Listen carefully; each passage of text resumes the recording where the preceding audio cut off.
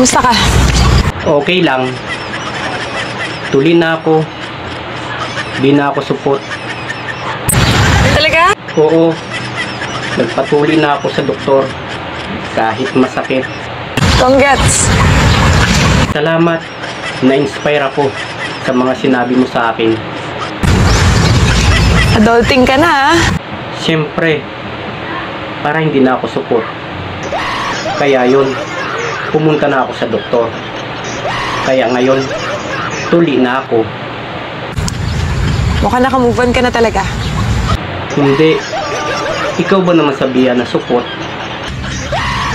Pag nagsisix tayo, lagi mo nalang ako sinasabihang supot. Siyempre, masakit yun sa damdamin ko. Kaya sana, tanggapin mo na ako. Hindi na ako supot. Kaya ko nang ibigay sa'yo ang kaligayahan mo. Kasi, tuli na ako. May nagpayo na sa akin. Kaya, nagpractice na ako. Ngayon, grandmaster na ako sa kama. Nandito ako para patunayan ko sa'yo na mahal kita. Kaya sana ako na ulit ang mahalin mo. Diba, sabi ko sa'yo dati hindi ko kaya.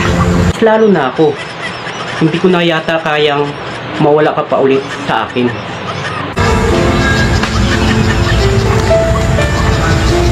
Maybe. Yes, payag ka na ulit na tayong muli ang magsasama.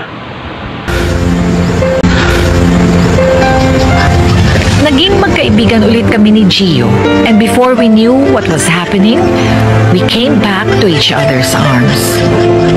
I thought that our story would be a story of moving on. Falling in love is like fireworks. Mabilis, makulay, maingay, masaya. But staying in love is different.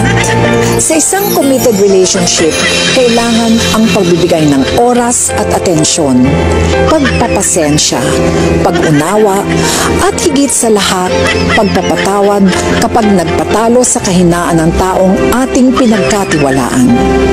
Staying in love can be harder and more painful, pero hindi lamang panandali ang tuwa ang maaaring ibigay nito, kundi saya na mas lalalim pa sa pagtagal ng panahon.